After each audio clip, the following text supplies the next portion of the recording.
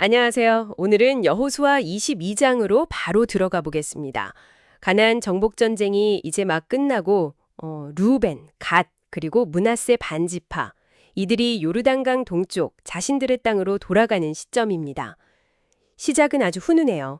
여호수아가 이들의 충성심을 막 칭찬하고 축복해 주죠. 네, 맞아요. 1절부터 6절까지 보면 정말 따뜻하게 격려하고 또 중요한 당부도 합니다. 모세의 명령, 그 율법을 잘 지키고 하나님을 사랑하고 섬겨라. 이런 이야기들요. 전리품도 나눠주고요. 아주 보기 좋은 작별 장면인데 근데 바로 여기서 정말 예상치 못한 큰 갈등이 터져 나옵니다. 네, 바로 그 지점인데요. 이 동쪽 지파들이 자기들 땅으로 돌아가다가 요르단 강가에 눈에 아주 잘 띄는 큰 제단을 쌓습니다. 10절에 나오죠. 근데 이 소식이 강 서쪽에 있는 다른 이스라엘 지파들에게 전해지니까 이게 완전 발칵 뒤집힌 거예요. 발칵 뒤집혔다고요? 왜요? 이걸 하나님에 대한 어떤 반역 행위로 본 거죠. 그래서 11절, 12절 보면 이 사람들이 모여서 전쟁까지 준비합니다. 아니, 제단 하나 때문에 동족끼리 전쟁이라뇨. 그러니까요. 이게 어떻게 보면 오해에서 시작된 건데 공동체 전체가 분열될 뻔한 아주 심각한 위기였던 거죠. 오늘의 핵심 이야기가 바로 이겁니다. 정말 아찔한 상황인데요. 근데 다짜고짜 전쟁을 시작한 건 아니네요. 네, 그나마 다행인 점이죠. 서쪽 지파들이 바로 쳐들어가지 않고 일단 제사장 비느하스하고 각 지파 지도자들을 대표로 보냅니다. 진상을 파악하려고요. 아, 대화 시도는 있었군요. 그렇죠. 13절, 14절 내용인데요. 이들이 가서 동쪽 지파들에게 아주 강하게 따져 묻습니다. 16절 보면 어찌하여 이스라엘의 하나님께 범죄하여 오늘 여호와를 따르는 데서 돌아서서 너희를 위하여 제단을 쌓아 여호와께 거역하고자 하느냐. 이렇게요. 말투가 굉장히 격앙되어 있네요. 네, 그냥 단순한 질문이 아니죠. 그러면서 과거의 아픈 기억들을 꺼냅니다. 부올 사건 아시죠? 아, 그 백성들이 우상 숭배에 빠져서 큰 재앙을 겪었던. 네. 맞습니다. 그 부올의 죄악 17절이나 또 아간의 범죄 20절, 한 사람의 탐욕 때문에 이스라엘 전체가 전쟁에서 패배했던 사건이죠. 이런 걸 언급하면서 너희 일부의 잘못이 우리 공동체 전체에 또다시 재앙을 불러올 수 있다. 이렇게 경고하는 겁니다. 와, 그냥 비난이 아니라 거의 공동체 전체의 생존 문제로 본 거군요. 그렇죠. 근데 여기서 또 하나 주목할 점은 그 와중에도 제안을 한다는 거예요. 19절에 보면 만일 너희 소유지가 깨끗이 아니하거든 여호와의 성막 이름은 여호와의 소유지로 건너와 우리 중에서 소유지를 나누어 가시자.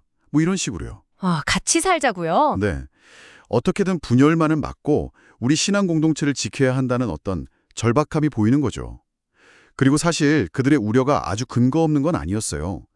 당시 율법상으로는 실로에 있는 성막 중앙 제단 외에는 다른 제단을 쌓는 걸 금지했거든요.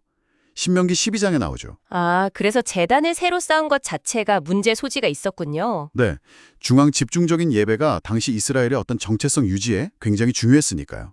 자, 그럼 이제 동쪽 지파들의 해명이 정말 중요해졌겠네요. 뭐라고 답했나요? 듣는 입장에선 정말 억울했을 것 같은데요. 정말 펄쩍 뜁니다. 22절, 23절 보면 아주 강력하게 항변해요. 결단코 하나님을 거역하거나 뭐 다른 제사를 드리려고 한 게 아니라는 거죠. 그럼 도대체 왜 그렇게 큰 제단을 세운 건가요? 그들은 그 제단이 예배용이 아니라 일종의 증거물이라고 설명합니다. 증거. 증거요. 무슨 증거죠? 시간이 많이 흐른 뒤에 혹시라도 요단강 서쪽에 사는 자손들이 강 동쪽에 사는 자기들 자손들한테 너희는 저 강 건너편에 사니까 우리랑 상관없다. 너희는 여호와와 상관없는 사람들이다. 이렇게 말할까 봐 두려웠다는 거예요.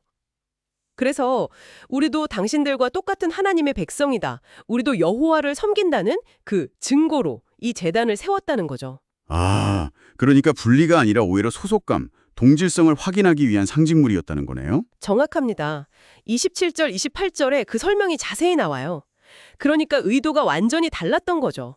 후손들이 신앙 공동체에서 배제될까 봐 걱정했던 거예요. 와, 이건 정말 예상 밖인데요? 그들의 불안감도 이해가 되네요. 강 하나를 사이에 두고 있으니까요. 오해가 풀렸나요, 그래서? 네, 다행히 풀립니다. 이 해명을 들은 비느하스와 지도자들이 깜짝 놀라면서도 굉장히 기뻐해요. 30절이죠. 비느하스가 이렇게 말합니다.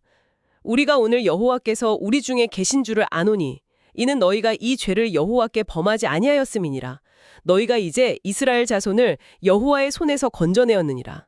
아주 안도하는 거죠. 아, 반역죄가 아니라는 걸 확인하고 안심한 거군요. 그렇죠. 너희 덕분에 이스라엘이 재앙을 피했다. 이렇게까지 말합니다. 이 소식이 이제 서쪽 본진에 전해지니까 당연히 전쟁 분위기는 싹 사라지고 다들 하나님을 찬송하죠. 32절, 33절 내용입니다. 정말 다행이네요. 그게 무슨 뜻인가요? 34절에 설명이 나오는데 우리 사이에 이 제단은 여호와께서 하나님이 되시는 증거라. 바로 이 뜻입니다. 오해의 상징이 될 뻔했던 것이 결국에는 화합과 정체성의 증표가 된 거죠. 와, 정말 극적인 반전과 해결입니다. 자칫하면 동족상잔이라는 끔찍한 비극으로 갈 뻔했는데 결국 대화를 통해서 오해가 풀리고 평화를 찾았네요. 오늘 이야기를 보면서 섣불리 판단하고 행동하기 전에 상대방의 진짜 의도가 무엇인지 확인하려는 노력이, 그 소통이 얼마나 중요한지 다시 한번 생각하게 됩니다. 맞습니다. 이게 그냥 오래전 이야기가 아니라 지금 우리에게도 많은 걸 시사해요. 공동체 안에서 어떤 상징이나 행동이 어떻게 다르게 해석될 수 있는지, 또 다음 세대에 대한 책임감은 무엇인지 같은 것들이죠. 그리고 무엇보다 오해가 생겼을 때 그걸 풀기 위해서 얼마나 적극적으로 소통해야 하는가, 이런 질문들을 던져줍니다. 네. 한번 이렇게 자문해보는 것도 좋을 것 같아요. 만약 내가 그 상황이었다면 나는 어떤 방식으로 오해를 풀려고 했을까? 그리고 더 나아가서 나는 다음 세대에게 어떤 그러니까 나의 신념이나 정체성을 보여주는 어떤 증거를 남기고 싶은가? 한번 좀 고민해보시면 좋겠습니다. 네. 소통의 중요성과 미래 세대를 위한 책임감.